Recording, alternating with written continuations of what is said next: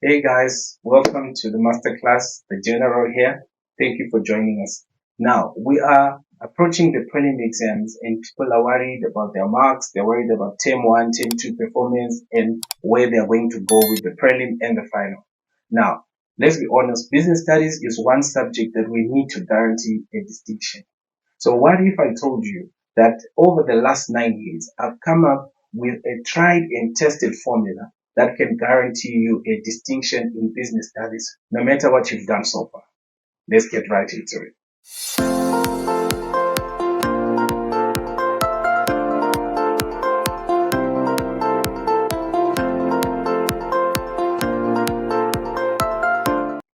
Now, let's start at number one. The tip number one is we need to find our target. What is our target if we are going to get a distinction? What does that mean in terms of marks? Our paper one and paper two are both out of 150. So what is 80% of that? That's 120 marks. But let's keep in mind that because our target is 120, you have to consider what you've done before. Because remember, our SBA, school-based assessment, contributes 25% of our final mark. Yes, so it's not only what you do at the end that gives you the mark you see on the certificate. So it starts with what you do at school, including this prelim exam. So whatever you have done, you need to know that if you've not done well, you need to up the ante. So if instead of getting just 120, you want to build towards 130, and it's possible. I'm going to show you how. So the first thing is our target. Let's make sure that we know how many marks we want to get as a total, and we want to see where those marks are going to be coming from section by section. Let's go to number two. After we have found out about our target, the second part is the question choice. When we get to an exam, we don't just answer questions randomly. We don't even decide which questions to answer on the day of the exam. So we know that business studies has four main topics.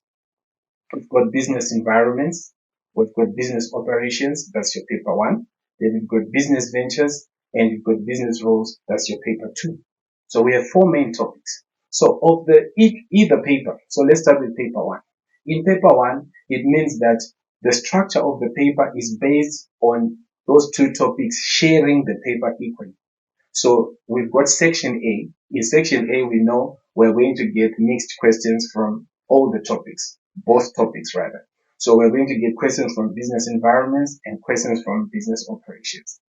Then when we get from there, we go to section B. Question 2 is going to be business environments. So the topics that we have under business environments are going to be in question 2. We've got three topics there. We've got legislation, we've got business strategies, we've got business sectors. They are going to come in question 2 for 40 marks. Question 3, business operations. What do we have there? Human resources and total quality management. They are also coming with 40 marks in our question 3. Then what do we find in question 4? In question 4, we find a mixture of the two. 20 marks from question 2, business environments, and 20 marks from question 3, which is business operations. That's a miscellaneous question. When we go to question 5, it's the business environments that we saw in question 2. Question 6 is the essay of business operations, which we saw in question 3. So there is a trick right there. It means that when you are studying for the 4 questions, there is 6 questions in the paper, you're going to answer 4.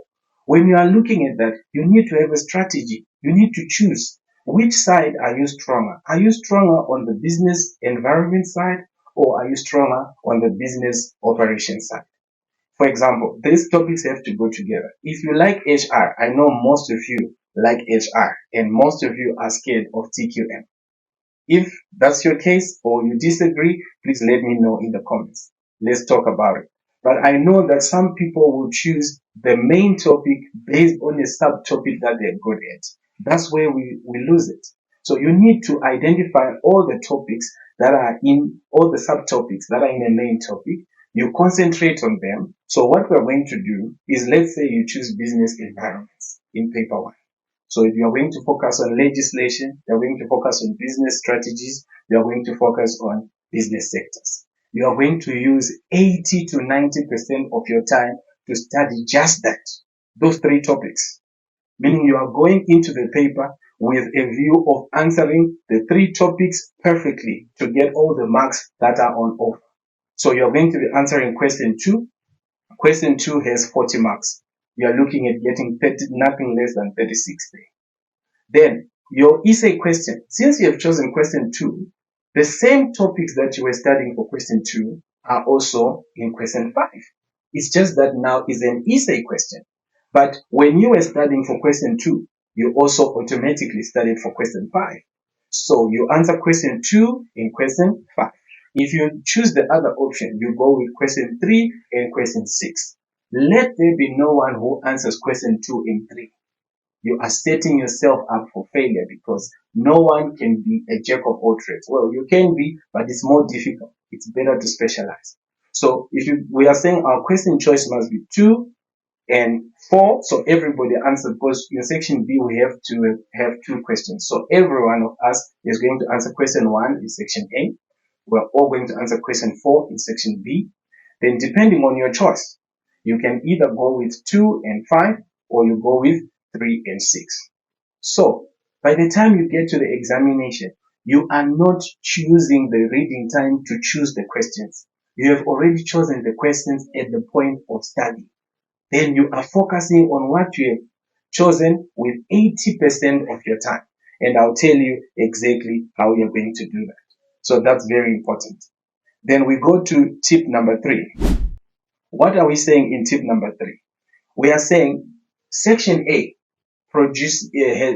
presents us with a perfect opportunity, a perfect groundwork to build our distinction. What type of questions do we find in section A? We've got multiple choice question. We've got choose the correct word from the words that are given in the table. We've got matching columns, questions in column A, words in column A, and the descriptions in column B. Meaning that in all 3 instances, the answer that you are expected to provide is right there in the paper. So, are there any things that we can do to ensure that we always get it right? Let me show you an example.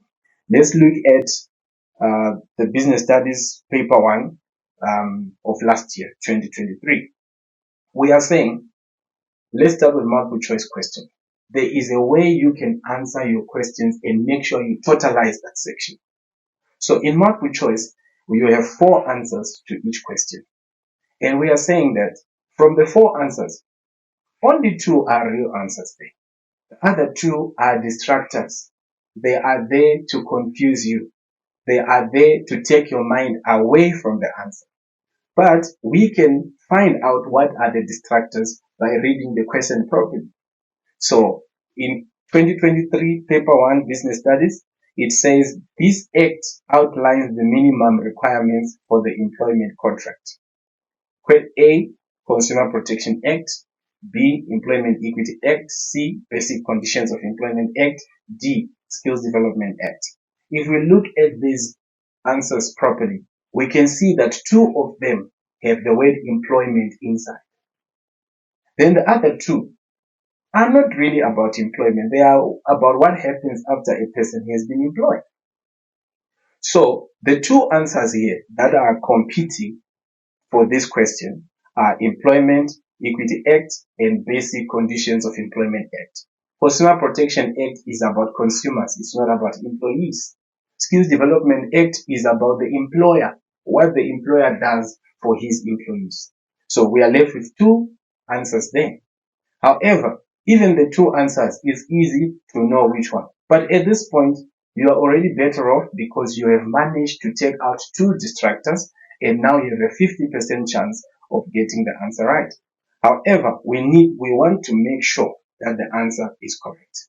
We go back to the question. In every question in multiple choice, there is a keyword that is in the question that we can look at and it will decide for us which of the 2 answers we have selected is the correct one. Let's read again. This act outlines the minimum requirements for what? For the employment contract. So it means that this act that we're looking for talks about what is found inside an employment contract. Minimum requirements, basic conditions.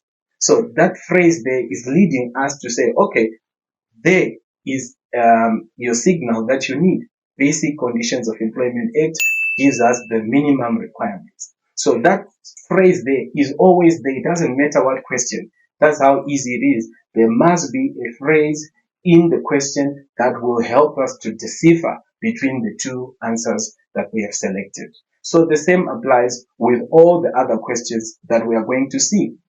Let's push and go to 1.2.1. We have how many words in the box? We have 10 words and we have 5 questions.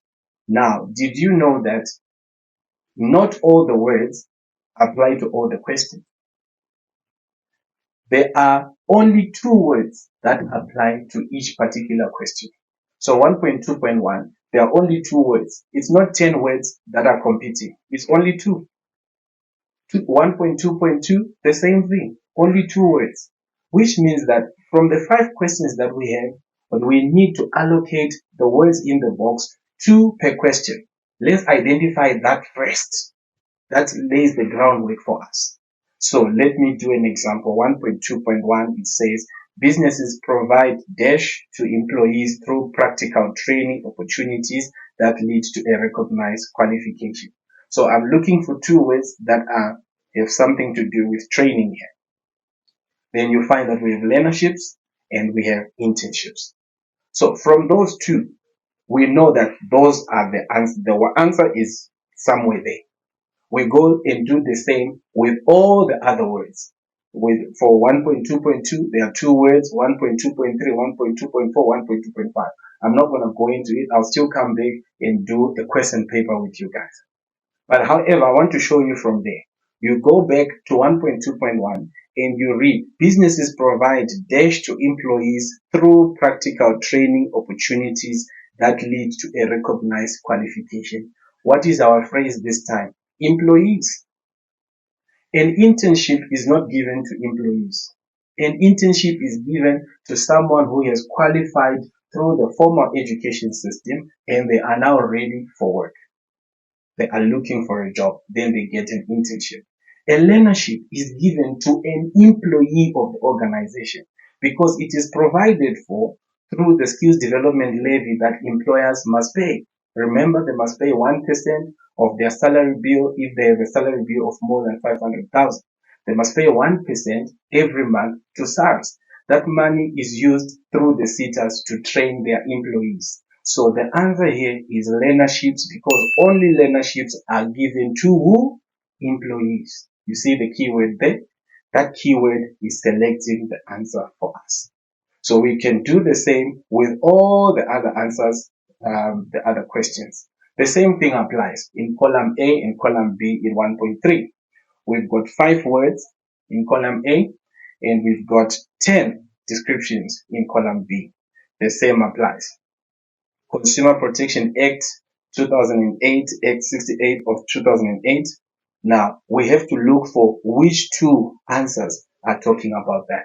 So I'm not going to give you the answer. Please mention it in the comments. Let's see if you get it right. But I hope you have gotten our strategy for section A. So if we follow section A properly according to this tip that I've given you, it means we are going to get not less than 26 out of 30.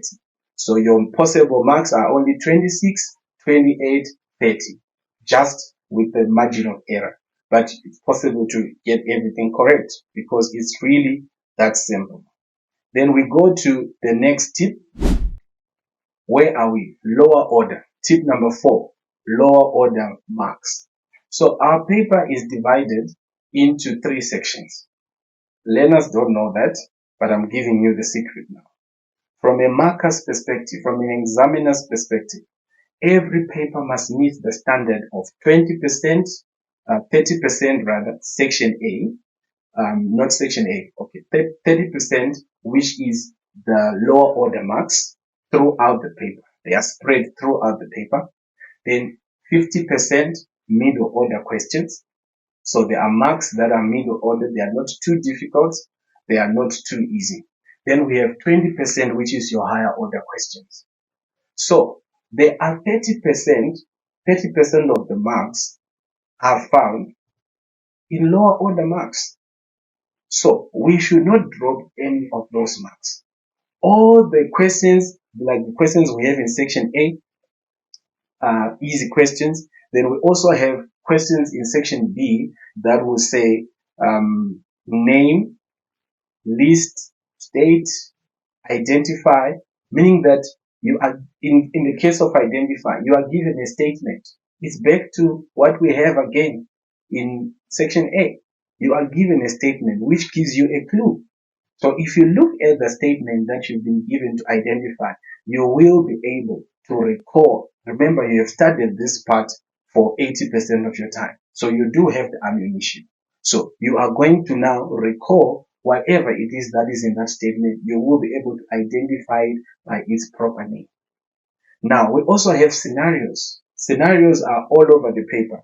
Let me show you, let me take paper 2 this time, the paper 2 of November 2023. Look at this. Let's go quickly to section B. Right. Question 2.1. What does it say? List any 4 examples of non-verbal presentations. Just listing 4, you get 4 marks. Those are the questions I'm talking about.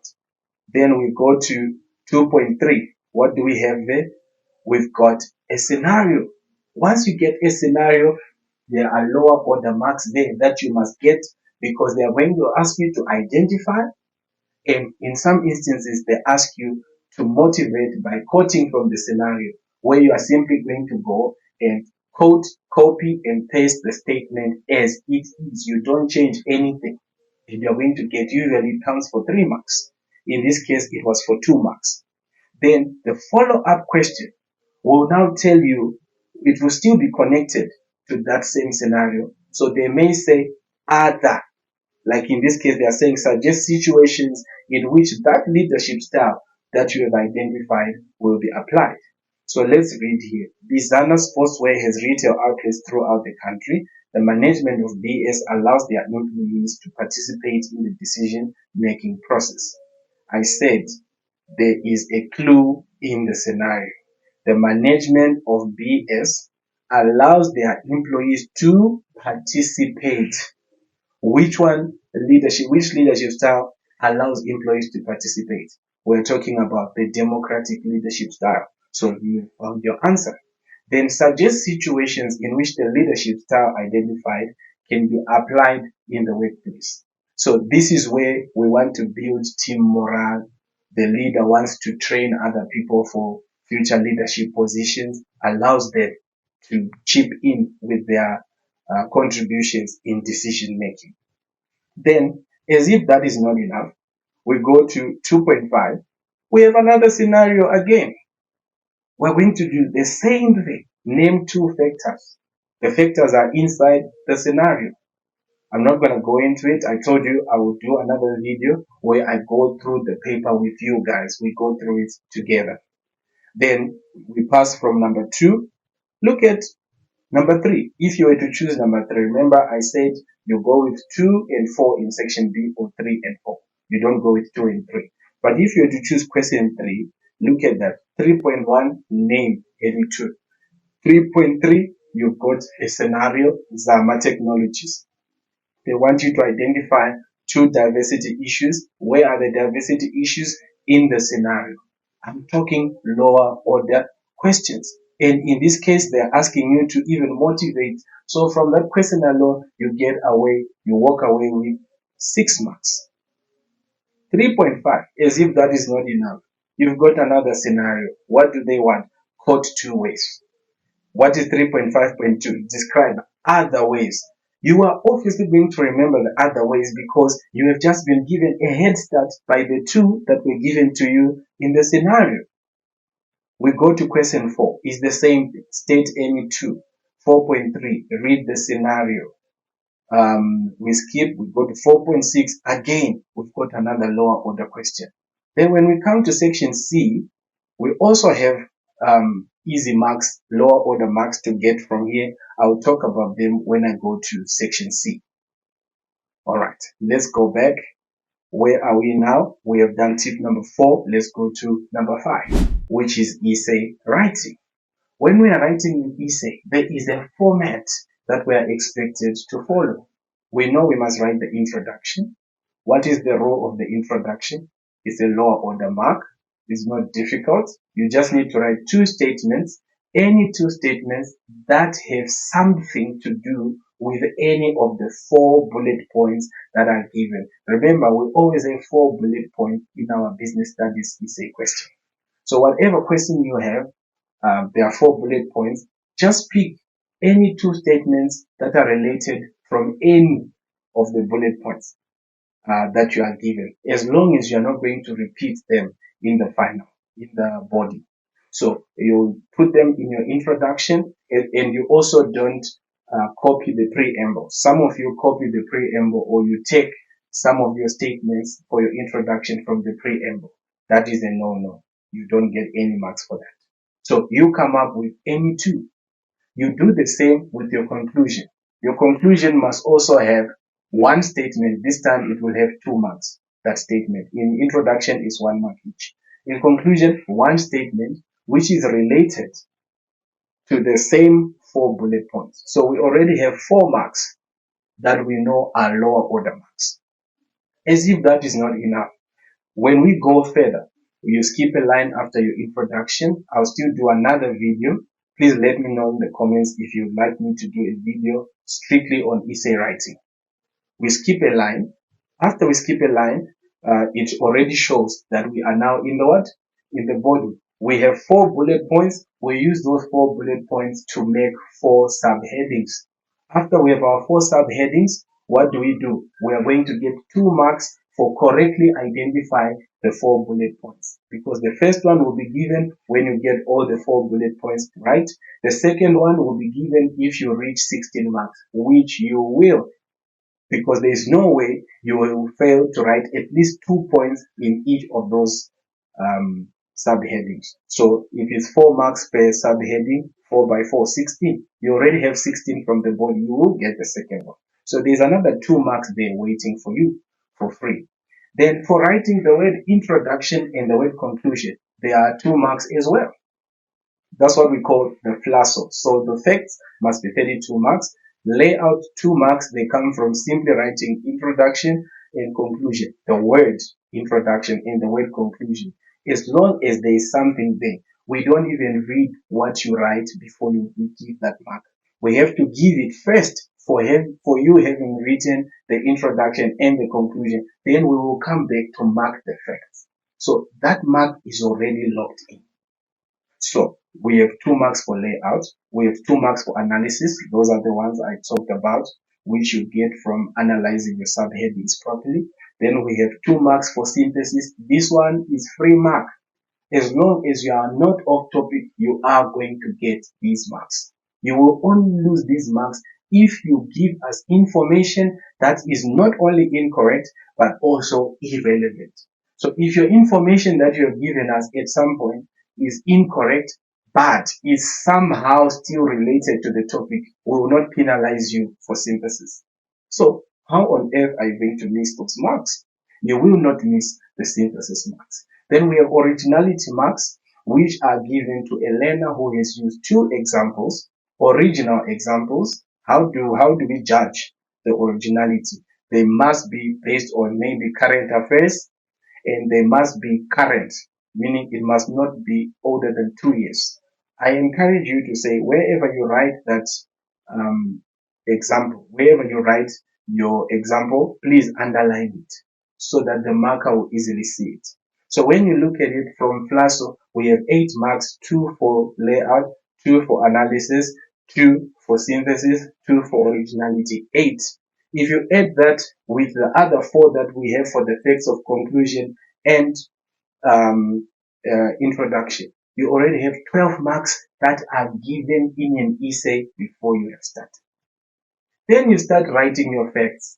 I mean, how many facts are you going to need? Because the essay is out of 40. How many facts are you going to need? You already have 12 marks. You need 28. You only need 14 facts from 4 subheadings. So that's a given. Because I say to my learners, always write 4 points minimum per subheading. Then you are going to make it. Let's go to tip number 6, time management. When we get to the exam, we need to observe time management. There is the 15 minutes reading time that we are given in every exam, and people don't use that time. That is part of your distinction. The 15 minutes reading time is not for greeting. The 15 minutes reading time is for you to log into the exam, go through all the questions, read through all the questions. Because I'll tell you another trick. In any paper, in any given paper, you can check this. There will be a question, for example, in section B, which can be answered by a question or an answer in section A.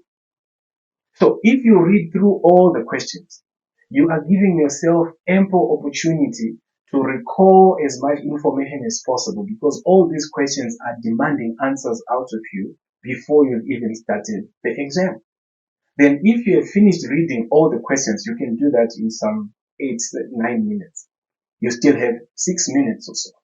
What do you do with the 6 minutes? You already start answering the easiest part of the paper, which is your section A. Remember, you have already made your decisions about which questions to answer in section B and C.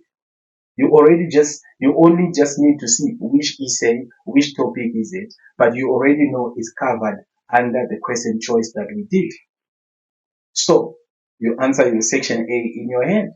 Once they say start writing, it will take you 5 minutes. 5 minutes to finish your section A. And you continue. So you are never going to run out of time.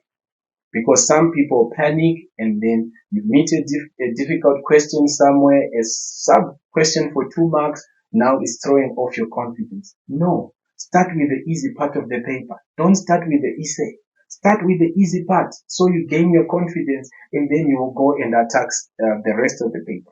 If you do meet a question that you are not sure of, skip it. Move on. Because remember, another question you are going to read might remind you of the answer that you need. So don't waste your time. Go through your paper. You will finish in 1 hour, 30 minutes or so. Then you come back and fill in the gaps. You manage your time properly. Because remember, if we don't finish the exam, we will lose marks that we have not even attempted. So we must attempt every part of the paper. Then the last thing that I'm going to talk about is what I call brochures. What are brochures? These are, so you take a double page, you fold it in such a way that it gives you 8 pages, mini pages. You're going to be writing crib notes on one.